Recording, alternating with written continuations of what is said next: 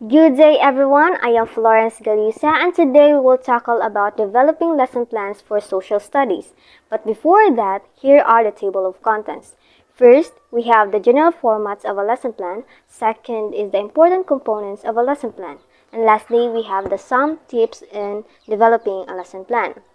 But before we delve into each of these, let me ask you first. So, have you ever planned a trip with friends? Did you prefer a detailed schedule or a flexible one? So, imagine you and your friends are planning of going to Coron. So, planning a trip to Coron is like creating an instructional plan. Some prefer a detailed schedule while others want a flexible outline. So after weighing the pros and cons, you and your friends decide on a detailed plan to make the most of your first visit.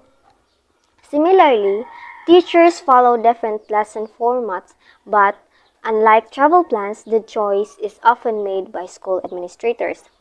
Experienced teachers may use shorter outlines, while new teachers must submit detailed plans to ensure structured lessons and effective learning. So, both in travel and teaching, careful planning helps maximize time and experience. So now, the general formats of a lesson plan are classified into two, according to Zarillo. So first, we have the comprehensive lesson plan, and second is the abbreviated lesson plan. So, a comprehensive lesson plan contains a detailed description of the steps in teaching and learning process. It is a detailed guide for teachers outlining every steps of the teaching and learning process. It even includes expected students' responses to help teachers anticipate how discussions will flow. So while it takes time to prepare, it helps teachers structure lessons logically and prevent learning difficulties. So this type of lesson plans is commonly required for us education students and new teachers to help them develop effective teaching skills. This is an example of what DLP format looks like. In the Philippines, teachers must follow the detailed lesson plans or the DLP format as stated in DepEd Order number 42 series of 2016. So the DLP serves as a step-by-step guide for the teachers, helping them organize their lessons and ensure effective learning. However, not all of the teachers are required to create DLPs. So, here are the following groups who are required to prepare DLPs or the group of teachers who must prepare them and why. First is the newly hired teachers without professional teaching experience. So, new teachers who have just started teaching and have no prior experience must create DLPs in their first year. This helps them to plan lesson carefully, manage classroom discussions, and build confidence in teaching. So second is teacher applicants. So people applying for a teaching job must submit a DLP as part of their hiring process. This helps school administrators assess if the applicant know how to plan and conduct a lesson properly. So third is the master teachers conducting demonstration teaching. So master teachers who are highly experienced educators must create DLPs when conducting demonstration lessons. So these lessons are usually done for training purposes where they showcase effective teaching strategies to other teachers. So last is the teachers handling a subject integrated with new content. So if a teacher is assigned to teach a subject that includes new content such as updates in the curriculum or the new subject, they must create DLP to ensure they deliver the lesson correctly. So next format lesson plan is the abbreviated lesson plan. So abbreviated lesson plan is in contrast to a comprehensive lesson plan. An abbreviated lesson plan contains less details. This format is usually utilized by more experienced teachers as a substitute for comprehensive planning, especially in lessons that do not require major preparation. So instead of describing the detailed process, teachers may opt to create grids that will outline their learning activities for a particular day or a week. So another method is to reuse 3-column sheets that feature a listing of objectives, teaching sequence, and materials or resources. So while an abbreviated lesson plan takes less preparation in time, it still requires great care and thought to develop. So, in the Philippines, an example of this format is the Daily Lesson Log or DLL, which is also mandated through DepEd Order number 42 series of 2016. So, the DLL serves as a grid template where teachers input the different parts of the lessons. This is what daily lesson log looks like. So this template provided by the Department of Education covers a week's worth of lessons. So teachers who have been in the education service for at least 1 year are instructed to write DLLs instead of the detailed. So let's move on to the important components of the lesson plan.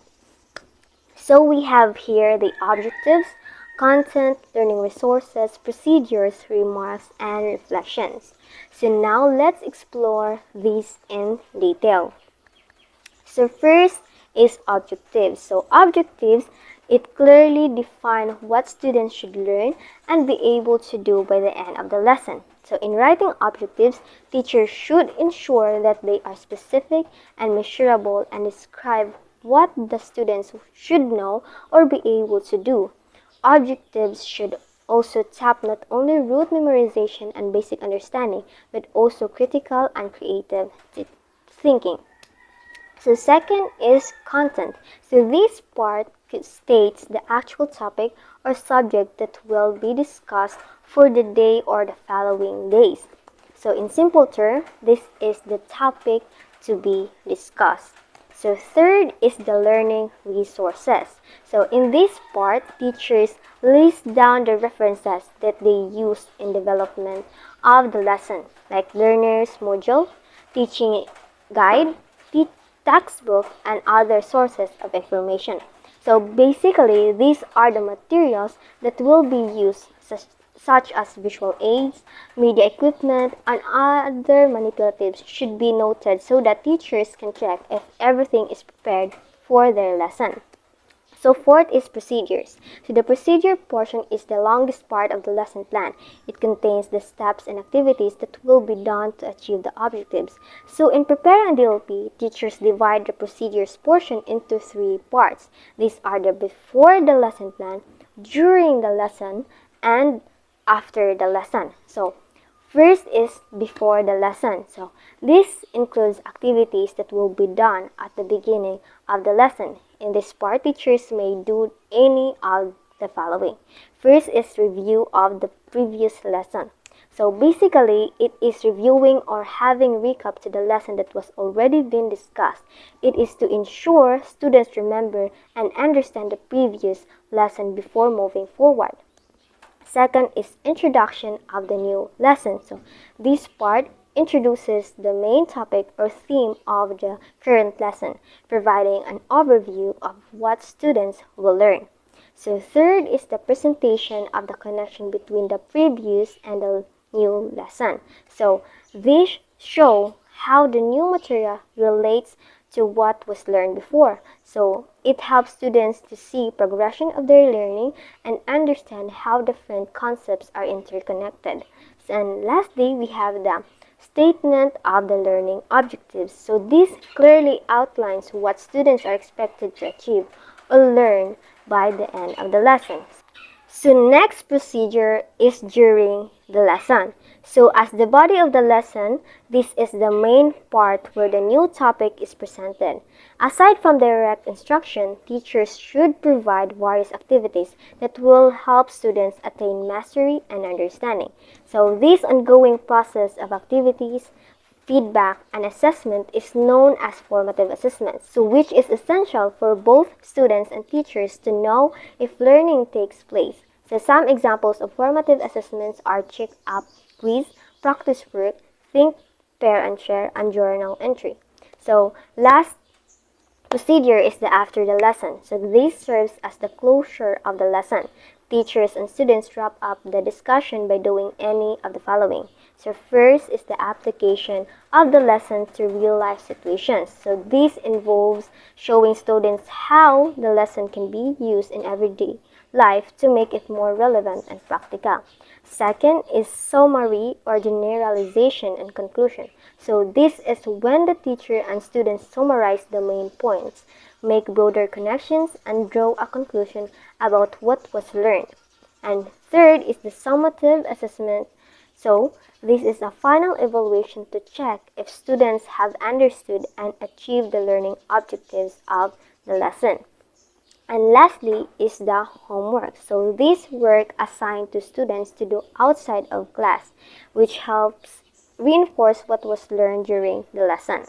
So in the DLL template, the Department of Education outlines 10 steps under the procedures, which can also be categorized under the 3 parts of the lesson. So it is important to note, though, that these steps are mere suggestions, flexibility is allowed in the delivery of the procedures. Teachers don't need to go through all the steps, but they have to ensure that the instructional objectives are successfully attained. Next component is remarks. So in this part, teachers indicate whether they have finished the lessons or not within the given time frame. So if the lesson will be continued for the next meeting, they will write specific reasons such as reteaching, inefficient time, class suspension, and other instances.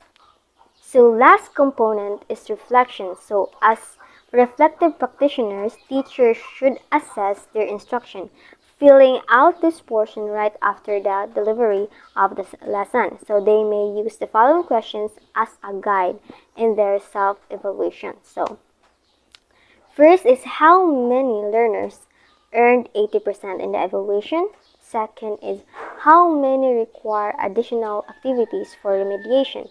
Did the remedial lesson works? How many were able to catch up with the lesson, or how many require continuous remediation? Third is which of the teaching strategies worked well and why these worked. And fourth is what difficulties did I encounter which my principal or supervisor can help me solve. And last, what innovation or localized materials did I use or discover which I wish to share with the teachers. So now that we're done with the components of the lesson plan, so let's move on to the last topic, which is some tips in developing a lesson plan. So this will be helpful to keep these tips in mind to further improve your lesson plan. So first tip, we have be familiar with the different instructional models in social studies.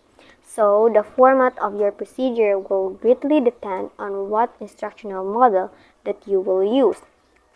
So instructional models in social studies can vary widely from traditional lectures to more interactive approaches. So make sure you are familiar with this in order for you to have a well-structured lesson planning.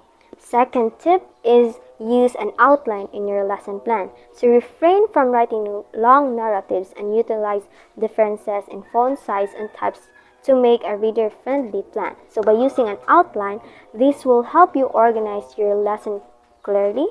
Also refrain from writing long narratives and utilize differences in font size and types to make a reader-friendly plan. Third is indicate the time allotment for every activity to help you manage the schedule and maximize students' time for learning. So indicating the time for each activity helps manage the class schedule effectively, ensuring that all planned activities fit within the available time frame. So this also helps in maximizing students' learning time. Fourth tip is provide clear transitions from one subtopic to another. So this will aid students in understanding the interconnectedness of the concepts and ideas. So clear transitions help students understand how different concepts or subtopics are connected. So this aids building a cohesive understanding of the subject matter. Last tip is include a variety of activities and minimize teacher talk to sustain students' attention. So also every activity should be processed afterward with the students so that they will see its relevance and it's the learning process. So including a variety of activities keeps students engaged and caters to different learning styles. So minimizing teacher talk allows more time for student-centered learning and interaction. In conclusion, good lesson planning helps teachers deliver engaging and effective lessons, whether detailed or abbreviated. Planning ensures better learning experiences for students. So that's all for today, and goodbye.